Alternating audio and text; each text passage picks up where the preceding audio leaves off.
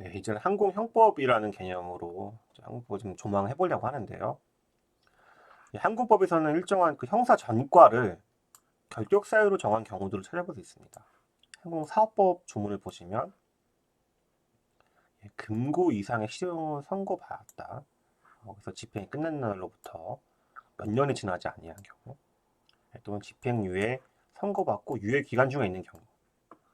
예를 들면 항공사업법 제9조의 이런 3호, 4호의 사유를 제대로 이해하려면 형법에서 말하고 있는 이 실형 선고 집행유예의 의미를 알아야겠죠. 금고 이상의 형의 집행유예 선고받고 유행 기간 중에 있는 경우를 이해해야 되기 때문에 형법 조문을 좀 알아야지 이 조문을 해석하기가 좀 좋은 거죠.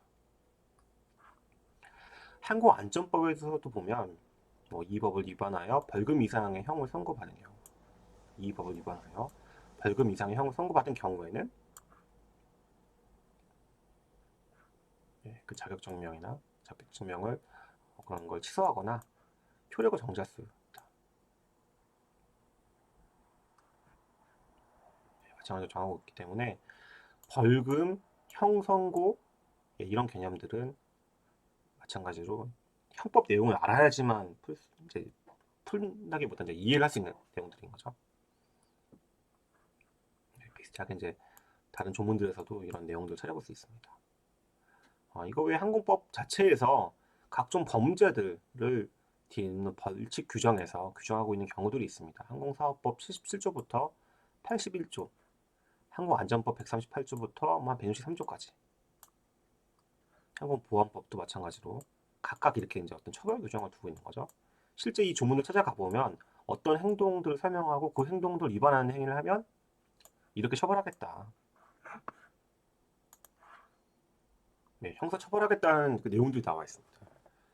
근데 이거 보시면 알겠지만 이 77조부터 해서 이 조문이 한두 개가 아닌데 지금 저희가 이것보다 훨씬 더 중요한 형법 조문도 이렇게 빨리 봤는데 이 조문을 하나씩 다 볼 수는 없지 않겠습니까? 그래서 이제 보기는 이제 볼 수는 없는 거긴 한데요. 그래도 크게 해서 보면 우리가 이제 앞에 배웠던 형법에서 배웠던 어떤 그 나름의 로직을 가지고 이 법을 좀 필요가 있다라고 하는 거죠. 예를 들면 위험을 발생했다. 위험을 발생시켰다는 거니까 위험이 발생이 존재해야 되는 거잖아요. 근데 저희가 형법에서는 굳이 위험이 발생될 걸 요구하지 않고 위험을 초래할 만한 행동이면 처벌하는 경우들이 있었는데 138조 같은 경우는 정말 위험 발생을 요구하는지 따져봐야겠죠. 또 위험 발생. 치사상. 요 치는 이를 치기 때문에 어떤 과실로 이런 상해나 사망의 결과를 가져오게 되는 거거든요. 141조 미수범. 미수범 처벌을 하게 되면 항상 결과 발생을 요구한다.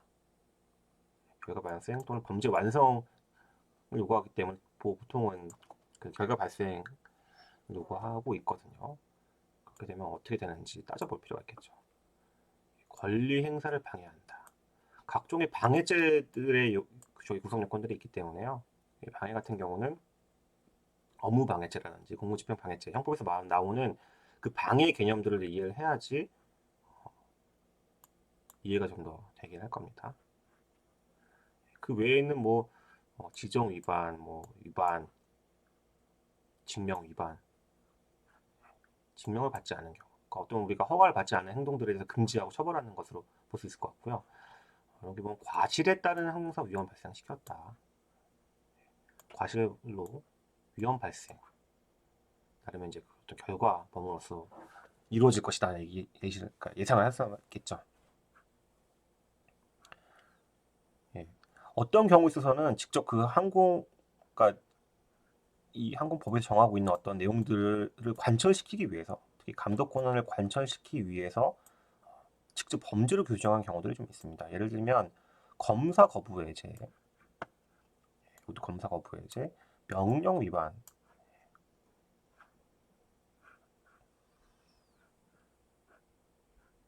그런 내용들이 있거든요. 명령 마찬가지로 어떠한 그 행정 권한을 행정 작용의 어떤 내용들을 실효성을 확보하기 위해서 직접 그 내용들을 규율하고 있는 조문들이 분명히 있습니다.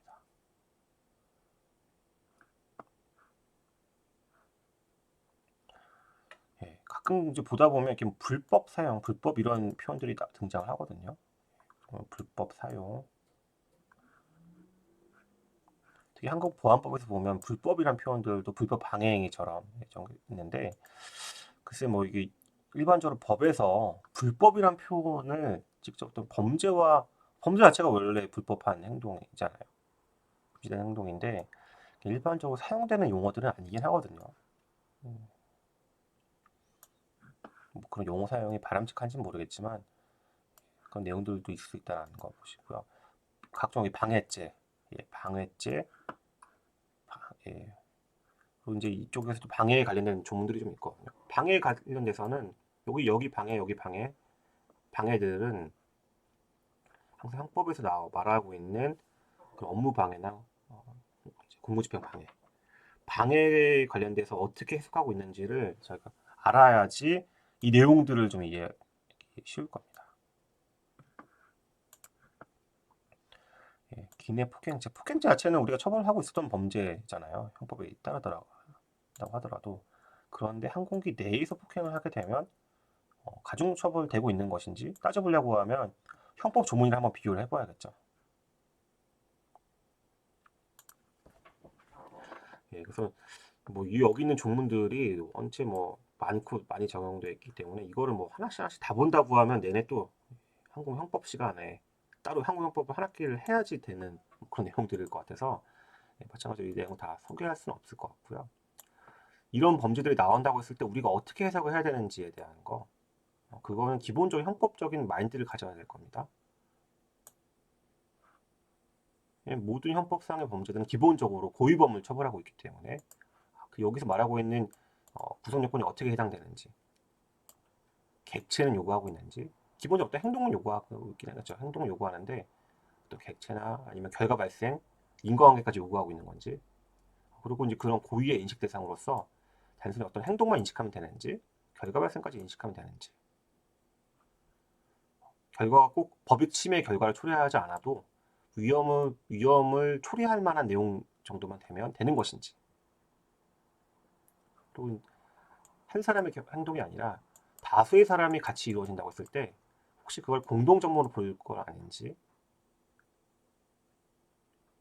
어떠한 행동의 죄가 있는데 이걸 하나의 죄로 봐야 될지 아니면 여러 개의 죄로, 두 개의 죄로 봐야 될지, 이렇게 하나로 봐야 될지, 죄수의 문제가 있거든요. 그 죄수의 문제들까지 따져봐야 되는 거죠. 구체적인 뭐 여기 나와 있는 이 문헌상에서 구성 요건에 해당되는 그 조문상에서도 판단이 돼야 되지만 실제 어떤 사건이 있지 않겠습니까? 실제 그 사건에서 그 해당 사건의 어떤 범죄 혐의자가 있을 텐데 범죄 혐의자가 하는 어떤 행동, 인식, 또 법익 침해 결과, 구성요건에서 정하고 있는 바, 다른 규정과의 관계들을 종합적으로 고려해서 정말 그게 해당되는지 여부를 따져봐야 할 필요가 있는 것이죠. 저희가 이제 이런 조문들 다 볼 수는 없었는데 항공보안법 관련돼서는 저희가 항로 변경죄는 대한항공 사건을 통해서 한번 본 적이 있었습니다. 시간이 되시는 분들은 다시 돌아가서 한번 항로 변경죄 관련된 내용들을 한번 찾아보시는 것도 되게 의미가 있을 것 같습니다. 항공법에서도 아까 앞에서 살펴본 양벌 규정에 관련된 논의들이 그대로 적용되는데요. 항공사업법, 안전법, 보안법, 공항시설법에 다 양벌 규정에 비슷한 규정 형태로 되어 있습니다. 문장이 길어서 이걸 제가 이렇게 표시를 안 해놓으면 잘 눈에 안 익히실 것 같아서 제가 다 색깔을 그려놨거든요. 이대로 읽어볼게요. 법인의 종업원이 그 법인의 업무에 관해서 어떤 위반 행위를 하게 되면 그 행위자, 그 종업원을 처벌하는 것 외에 그 법인에게도 벌금형을 과한다. 왜냐하면 법인 범죄, 법인에 대해 대응하려고 하면 또 이 재산형인 벌금은 할 수 있는 거잖아요. 근데 다만 뒤에 붙어 있는 것들이 2000년대 이후 헌법재판소에서 위헌 결정이 이런 게 없이 그냥 예전에는 이렇게 과한다고까지만 했었거든요. 근데 이제 이런 단서 규정이 생긴 거는 한법재판소 덕분에 이렇게 생긴 건데요. 빠져나갈 구멍을 만들어줘야 되는 거죠. 그래서 그 법인이 위반 행위를 방지하기 위해서 해당 업무에 관한 상당한 주의 감독을 게을리지 아니한 경우에는 벌금형을 과할 수 없게 되는 구조가 되는 것이죠. 그러니까 과거에는 어떤 필요성만을 강조해서 야 법인 종업만 처벌하면 뭐하냐, 결국 법인 업무 하려고 했던 건데 법인도 책임져라 했던 것이었는데 그 법인도 책임을 져라라고 했던 것인데 단서 규정 상당한 주의와 감독을 게을리지 아니하는 경우에는 그러하지 아니하다. 근데 문제는 어느 만큼 해야지 상당한 주의와 감독을 게을리지 않다고 볼 수 있는지 그거는 입증의 문제인 거죠. 증거의 문제인 것이고 재판에서 크게 다투어져야 될 부분들인 겁니다. 그래도 이런 규정도 있다라는 거를 한번 이번 기회에 한번 생각해 보시면서 다시 한번 제가 이 볼드 처리한 거 색깔 넣은 거 위주로만 보세요. 이게 왜냐면 문장이 너무 깁니다. 법인의 대표자나 뭐 해서 종업원이 그 법인 또는 개인까지 하다 보면 너무 길어지거든요. 잘 이렇게 문장이 해석이 안 됩니다. 문장을 잘 못 만든 건데 제가 표시한 부분들만 한번 천천히 보시면 이해를 하실 수 있을 것 같습니다. 최근에는 지금 중대재해처벌법이 이제 시행되면서 저희 항공법에서도 이제 굉장히 이 문제에 대해서 많이 논란이 되고 궁금해하시는 분들이 많은 것 같아요. 왜냐하면 중대재해처벌법에서 말하는 산업재해 외에 중대시민재해가 있습니다. 그러니까 중대산업재해랑 중대시민재해를 중대재해처벌법이 규율하고 있는데요. 중대시민재해에서는 공중교통수단의 결함을 원인으로 발생한 재해에 적용된다고 되어 있습니다. 근데 그 공중교통수단에 항공운송 사업에 사용되는 항공기가 적혀 있으니까 여기 이걸 넣어서 생각해보면 항공운송 사업에 사용되는 항공기의 설계, 제조, 설치, 관리상의 결함을 원인으로 사망자가 1명 이상 발생하거나 부상자가 10명 이상, 2개월 이상 치료가 어려운 부상자가 10명 이상, 또 3개월 이상 치료가 필요한 질병자가 10명 이상 발생하는 경우에는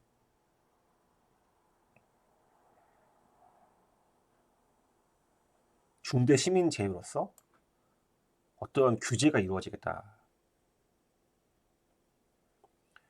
그 외에 보시면 뭐 사업주, 경영 책임자, 경영 책임자라는 어떤 요건들을 두고 있는데요. 사업주, 경영 책임자, 사업을 대표하고 사업을 총괄하는 권한과 책임 있는 사람 또는 이에 준해서 안전 보건에 관한 업무를 담당하는 사람, 또 임원을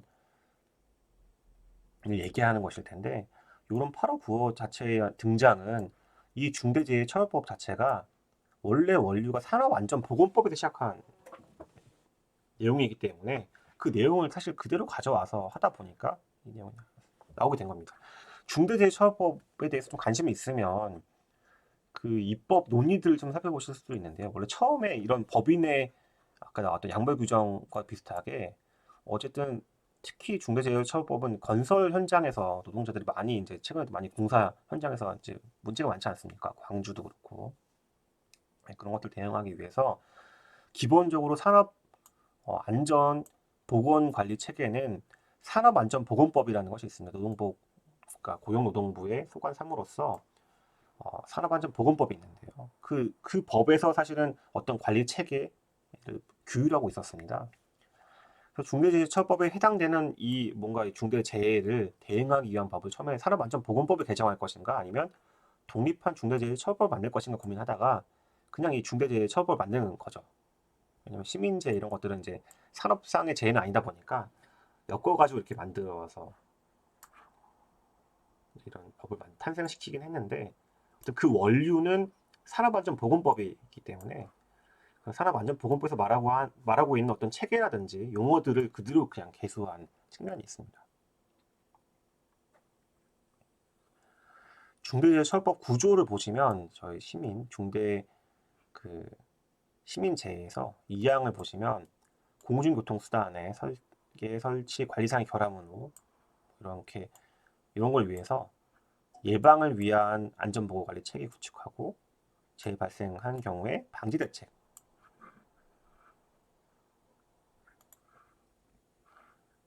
그런 내용들을 두고 있는데요. 사실 이걸 저희 항공의 영역에서는 이미 뭐 SMS나 SEMS나 그뭐 샘지 안전관리 체계라든지 보안관리 체계에서 이미 어떤 이 관리 체계를 구축하고 있긴 있거든요. 근데 뭐 보건을 넣으니까 좀 더 안전과 보건은 좀 약간 구별되는 측면이 있긴 하니까 뭐 조금 좀 다른 거긴 하지만 그것도 비슷한 체계이긴 하거든요. 또 체계 수단을 두고 있는데 별도로 이걸 둬야 되는지에 대한 그런 의문이 있긴 있지만 제 생각에는 항공안전법에 따라서 그 안전관리 체계가 이루어지고 있으면 마찬가지로 재예방을 위한 것들로 또 충분히 그 기능이 중첩되는 것을 볼 수 있지 않을까 싶긴 합니다. 아직 뭐 이게 문제가 되는 건 아니지만 특히 이제 요 대통령령에 뭐 이런 관리 체계 관련된 조치라든지 뭐 이런 내용들에 대해서는 자세하게 규율되어 있거든요. 그 내용이 보더라도 우리 현재 항공안전법에서 말하고 있는 어떤 체계랑 제 생각에는 크게 다르지 않기 때문에 그런 관리 체계를 이해한다고 하면 충분히 문제가 없지 않을까 싶긴 하지만 또 모르죠. 노동부에 계신 분들은 생각이 다를 수도 있으니까 또 그 부분들에 대해서는 나중에 문제가 되면 뭔가 이제 문제가 되면 얘기를 할 수 있게 하겠지만 아직 글쎄 크게 문제를 걱정할 필요가 있을지는 잘 모르겠습니다. 특히 저희 항공의 영역에서는 어떤 사무들을 뭐 자회사를 두던지 아니면 매주를 주던지 도급 용역 위탁 주는 경우들이 많은데 그런 경우에도 그런 이용자 그 밖에 사람의 생명 신체의 안전을 위해서 이양의 조치를 취해야 된다라고 하는 거 보니까 그런 경우들 또 이제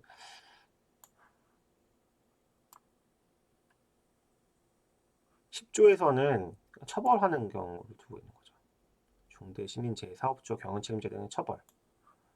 구조를 위반해서 이렇게 하는 경우에는 사업주 또는 경영 책임자를 처벌하겠다.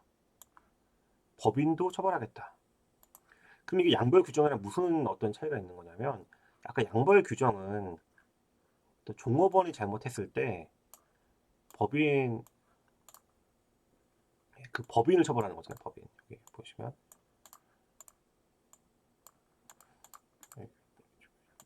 클릭이 안 되네요. 그 법인을 처벌하는 거잖아요. 이제는 그 법인의 대표자니까 사실은 이제 어떤 법인이 있고 법인의 대표자가 밑에 이제 조직들이 이렇게 내려가지 않겠습니까? 발단으로 어떠한 사람이 잘못한 게 있으면 그 법인도 처벌하겠지만 법인의 대표자나 그 담당 임원까지 처벌하겠다는 그 의미거든요. 그러니까 처벌 범위를 굉장히 확대하고 있는 거죠. 10조 같은 경우는. 근데 이제 이게 그 구조를 위반해야 되는 것이기 때문에 위반했다는 얘기는 이런 안전보건관리 체계를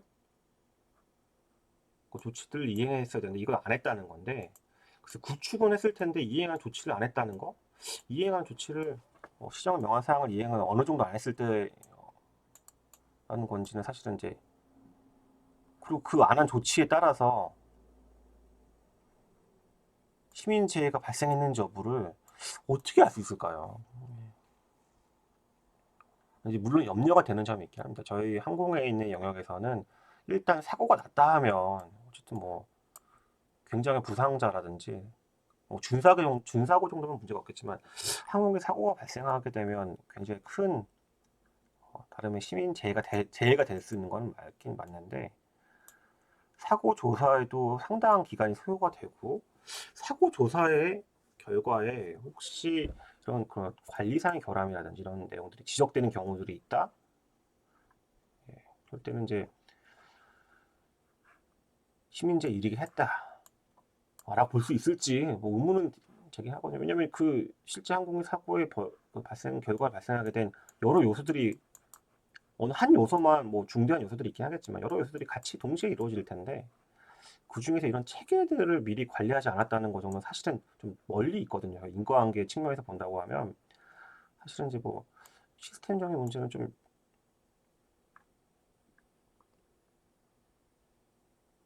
어떤 인과관계 강도나 정도에 비춰보면 좀 멀리 있는 것이긴 한데 이 얘기할 때는 이렇게 처벌까지 가능하다고 하는 거 나와 있으니까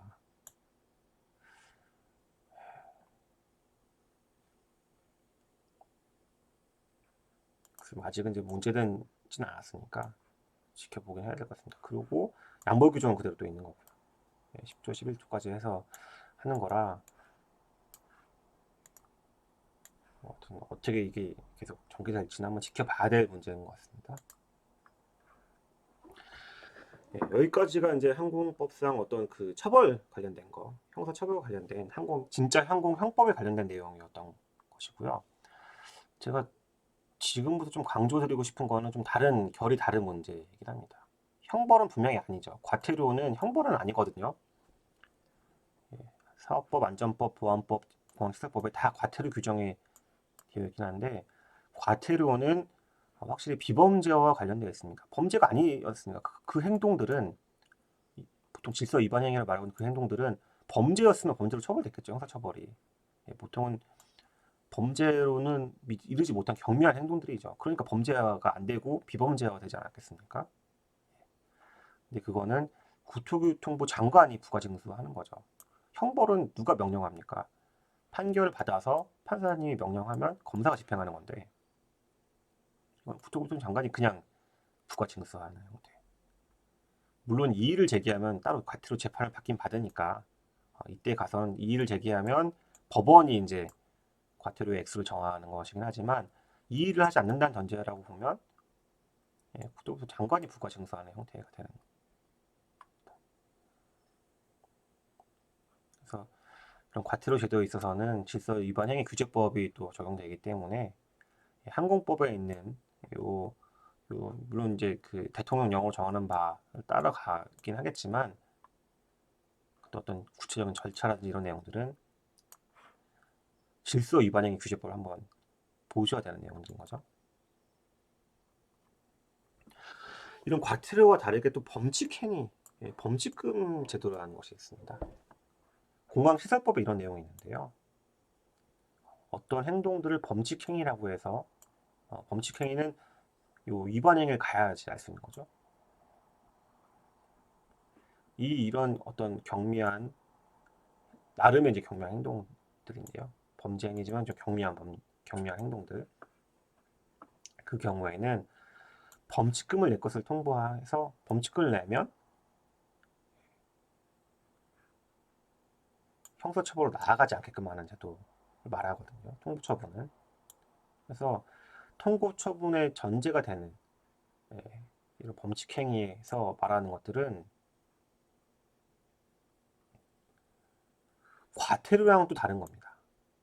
그러니까 과태료는 똑같이 경미한 건 맞는데 통보처분은 형사처벌인데 경미한 형사처벌로 갈 거를 범칙금을 내면서 면제받는 거거든요.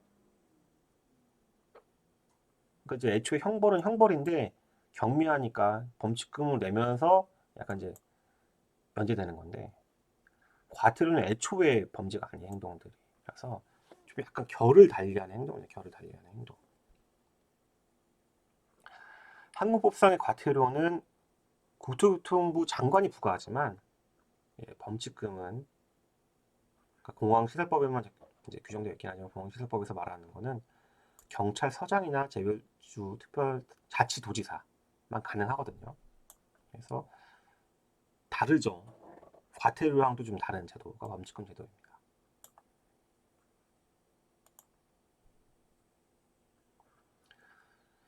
벌금, 과료, 과태료의 차이. 벌금, 과료까지는 형벌인데 과태료는 형벌이 아닌 거죠. 근데 과료로 부과할 경우 중에 과료는 경미하니까 그 중에 일부의 행동들에 있어서는 이렇게 범칙금이 적용될 수도 있는 거거든요. 그리고 이제 법인의 범죄 등에 관련된 논의들, 양범 규정 논의.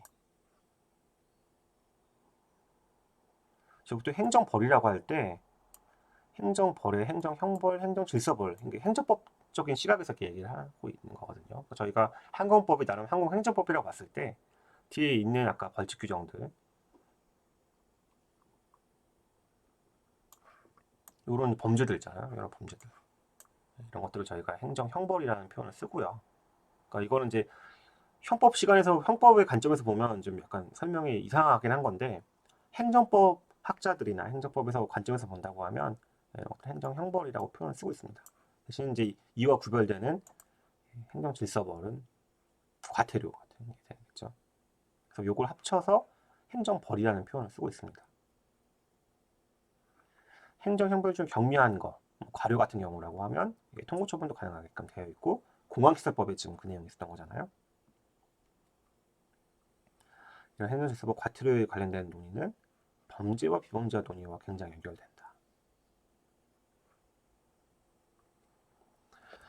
지금부터는 이제 한번 정도 읽어보시고 중요해서 설명드린 건 아니고요.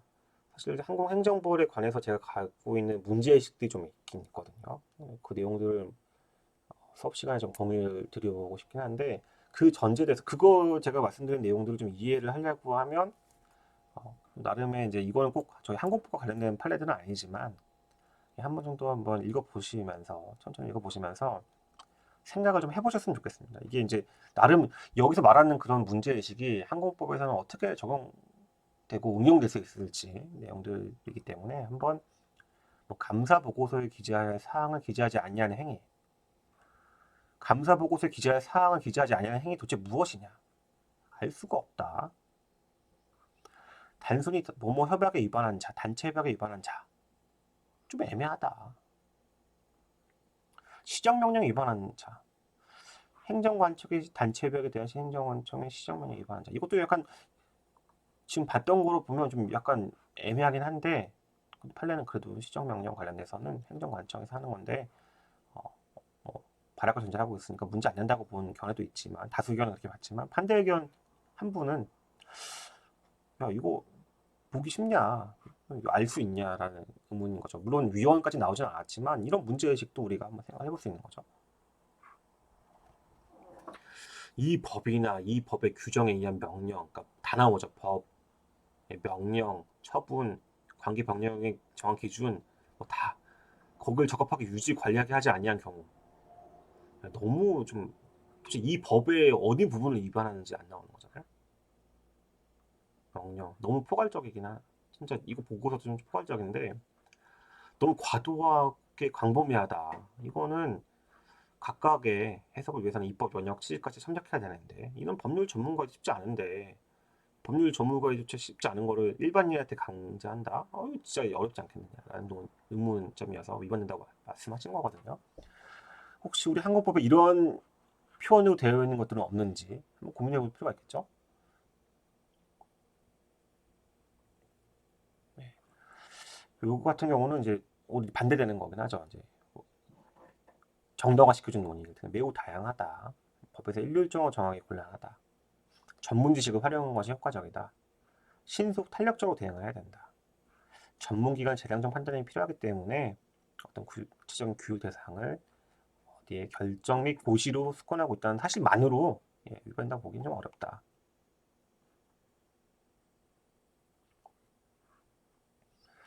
보건복지부 령으로 정하는 약국 관리에 필요한 사항을 준수해야 된다. 약국 관리에 필요한 사항? 너무 하위 법령이 보건복지부 령에 포괄적으로 위임한 것은 아니냐? 자의적인 행정 입법 초래할 여지가 있다. 예. 한번 생각해보는 문화 발견한 문제인 것 같아요. 과태료. 과태료는 형벌이 아니기 때문에 재형법정지 대상 아니다. 뭐 이런 것도 마찬가지로 이중처벌금지 원칙 뭐 이런 거 적용되지 않는다. 모든 일체 제재나 불이익 처분에 포함되지 않기 때문에 과태료, 뭐 과징금, 뭐 영업 정지 뭐 이런 것들 포함해서 형사처벌도 아니고 이중처벌금지 원칙이랑 재형법정지 원칙은 정말 형사법 원칙에만 적용될 거다라고 하는 좀 약간 저한테는 실망스러운 제 입장에서는 좀 실망스러운 판례이긴 한데 하지만 이 판례에서도 판례 번호가 빠져있네요. 판례 번호 다시 적어야 될 것 같은데 반대 의견을 보면 꼭 그렇지 않다는 거죠. 반대 의견을 보면 나름의 문제의식은 야 그렇다고 하더라도 어쨌든 제재하는 건데 그런 식으로 뭐 면죄부를 주는 것은 또 맞느냐라는 문제의식도 있거든요. 그래서 나름 헌법재판소에서 말하고 있는 헌법적인 가치가 분명히 있어서 실제 이렇게 어떤 위헌이라든지 명확성 금지 원칙 위반 이런 식으로 인정된 경우도 있지만 또 때에 따라서는 분명히 보면 아니라고 본 경우도 있긴 있습니다.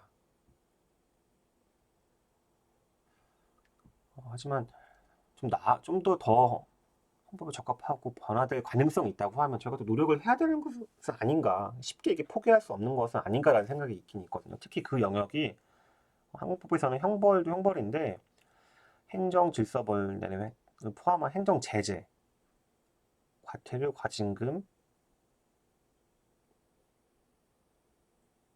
인허가의 취소 또는 효력 정지 이런 내용들에 있어서는 저는 그걸 좀 포괄적으로 행정제재라는 표현을 쓰고 있는데 이게 과연 좀 이렇게 잘 돌아가고 있는지에 대한 의문이 좀 있긴 하거든요.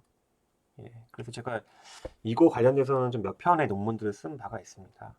실제 그 논문들을 기초로 제가 이제 박사 논문도 이 내용으로 이제 작성을 했거든요. 물론 이제 박사 논문도 그렇고 주로 전 절차적 관점에서 좀 접근을 했지만 뭐 예를 들면 박사 논문의 2장 정도에서는 시초적인 문제에 있어서 왜 어떤 문제점들이 있는지요, 현행 항공법에서 그런 내용들도 설명한 바 있었고요.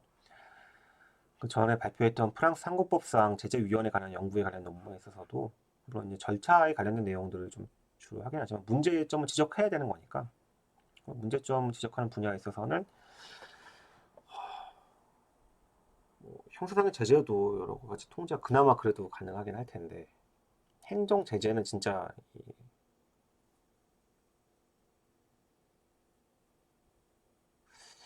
문제가 있지 않은가라는 제 문제의식이 있습니다. 물론 그 문제의식에 동의하시는 분도 있고 아니면 뭐 동의를 못 하시는 분도 있을 겁니다.